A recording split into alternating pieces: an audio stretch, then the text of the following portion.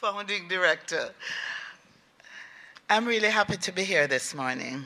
Really very, very happy. And I must confess that I almost did not make it. Not because I didn't want to come, but there's so many other things happening elsewhere that I really had to juggle to be here. But of course, I would not have been forgiven. So I'm happy to be here this morning. And it is a real pleasure for me. I want to acknowledge my friend, my colleague, Member of Parliament, and the Minister of Industry, Investment and Commerce, the Honorable Anthony Hilton. And we are good friends. So it is my real pleasure to be here this morning to bring greetings to this open house forum and to reacquaint myself with so many of the people I've known over the years, so many close friends and associates from the various art sectors, especially those in the music industry and the entertainment industry. And I just want to acknowledge the General Manager, Lydia Rose,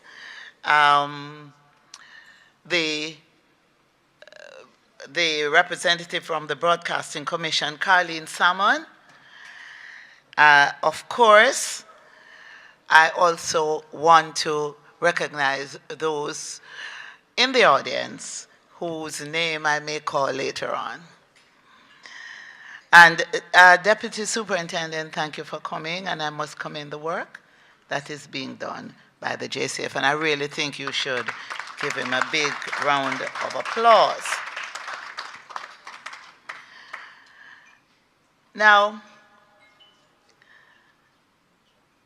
those who have known me over the years know that I'm a strong and committed advocate for copyright protection and all the other related rights, but especially in the music industry. I believe that when people use their talent and skill to produce works in any way or form, they deserve a fair reward for their creativity. I want to say thanks to my colleagues on the board of JACAP for staying the course in terms of enlightening Jamaican creators about their rights and encouraging them to protect themselves from all forms of copyright abuse. When I became minister, I, on principle, withdrew, and my company is now represented by another director who happens to be my daughter, Paula McNeil Surtees. She doesn't want me to mention that we're related. I don't know if she's disowning me because I'm a politician. But that's part of the course for those who enter public life. But I must say that JACAP, and I don't want anyone to be offended, but it's the most professionally run organization in the music industry. We can't deny that. And I say that because I would say it's the oldest of the various entities that are now established. And based on the journey, based on our experience, based on the work we had to do, of course, from their experience, they have learned a lot and are extremely professional in what they do. In fact, I think it is the only organization in the industry that has 2 government representatives on, and I think that's very important. When I initiated the establishment of JARIA, I felt that was also necessary, but that did not happen. But JACAP has a representative from the Jamaica Intellectual Property Office, the founding member, Carol Simpson, who is here, and we benefited tremendously from her experience and her input. And we also had a member from the Attorney General's Department. And I tell you, it was invaluable, that input. And so the organization really got started on very, very sound footing and has continued the work. In fact, we all ended up doing a governance course. We went to the PSOJ and we were all trained in good governance. And I don't know if we have yet followed through on the recommendation that was made that we should become a member of the PSOJ. And that is something, although we're a non-profit entity, if that is something that we can do, I would suggest that it's pursued. And also become a member of the Jamaica Export Association because we export a service.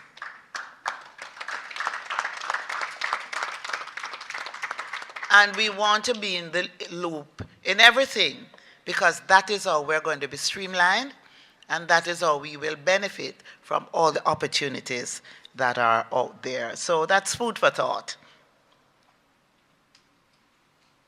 Now, persons like Chairman Paul Barkley, I almost said when he joined us he was a virgin. Multi-talented gospel writer, singer, and musician. And he has come a long way. He's now the chairman. And I really want to congratulate him.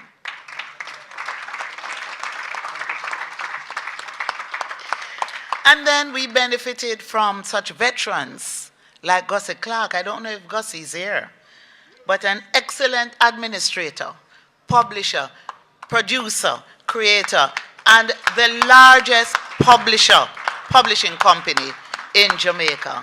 And the publishing company that when others really weren't doing it the right way, Gussie was. Because I'll tell you, when me and Specialist and I were managing Shabba, and we were producing the songs, we just get a call from Gussie. That song belongs to Anchor, or it belongs to whatever publishing company. And those songs, also the musicians who played in the studio on those original songs, they didn't get any score sheets. So they created the music. And so I'm sending you over the form for you to sign. Okay, because we own that song as publisher, and I'm doing the business for my writers. Gussie, and those were days when it's now everybody is kind of getting to understand more about copyright, but those days Gussie was really on top of things.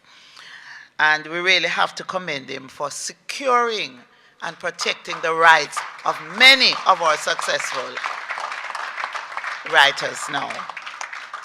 Now, Steve Goling, who was the chairman. Stevie, where are you? We really had some dynamic exchanges in meetings. And we were not putting together an organization of friends.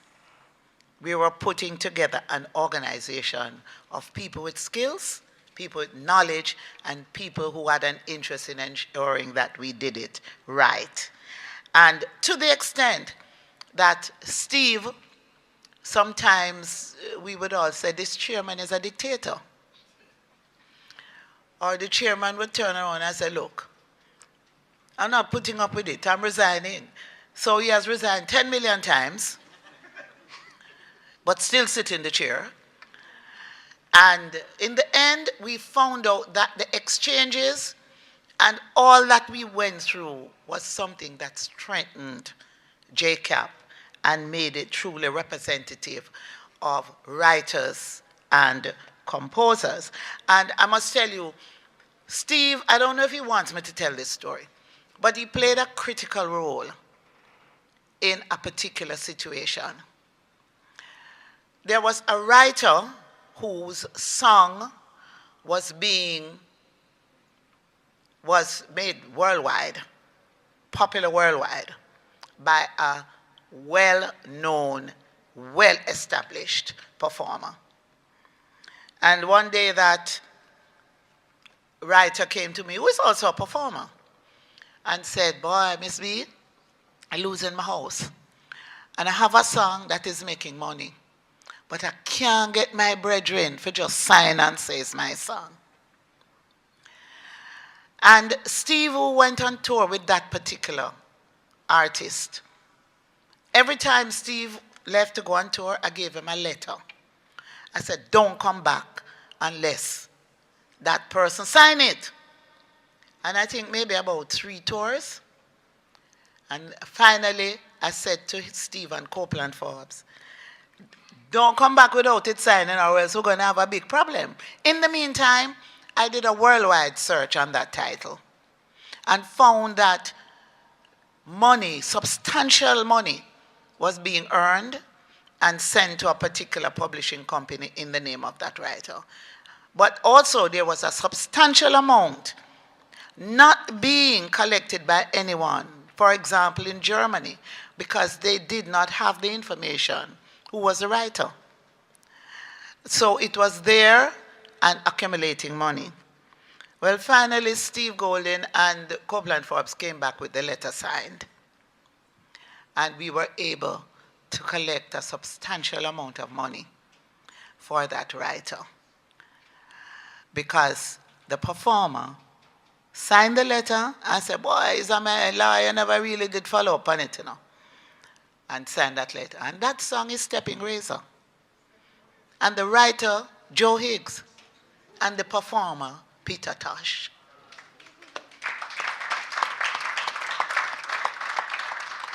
So even before we started JACAP, because this was in the 80s, and I was a junior minister, but you know how we were able to prove that Joe Higgs wrote that song? And we mustn't discard the festival song competition, because Joe Higgs, among others, entered that song in the festival song competition. The song was rejected. It wasn't used in the festival.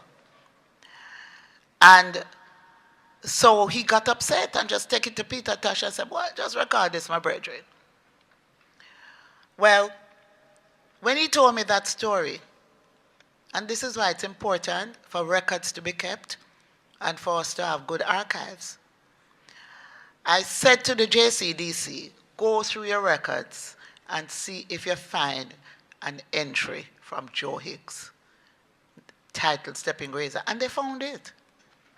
And so that was the proof that Joe Higgs was the writer of the song. So whenever you do things, you must make sure that there is a record that can prove that you created that works and you're the original creator of that works. So this is a case study, and this is a very, very important case study because it made a difference. Now, Pam Hall, a writer, and one of the best voices you can find. Pam Hall needs to be recognized this morning because there are many young people who don't understand the roots and don't recognize the pioneers and don't recognize those who have paved the way. And I'm using the opportunity this morning to do that, to sensitize people that you have to give respect to those. And she has not had an easy journey. And she even needs to get more recognition that she's now getting. And so, Pam, I just want to say I really appreciate you, and I really hope that something really big will happen for you. Now, there is Andy Green, a voice that you hear almost on every hit record as backup vocals, but who is an excellent performer in her own right. She is a director. Earl Green, a writer, is a director. Leroy Cohall, a writer, is a director. Marissa Longworth, a director. Gregory McGregor, a writer. And if you notice, the writers outnumber the publishers in JACAP. So JACAP is there to really protect the work of the writers. And the writers should have publishers so that your work can be professionally exploited.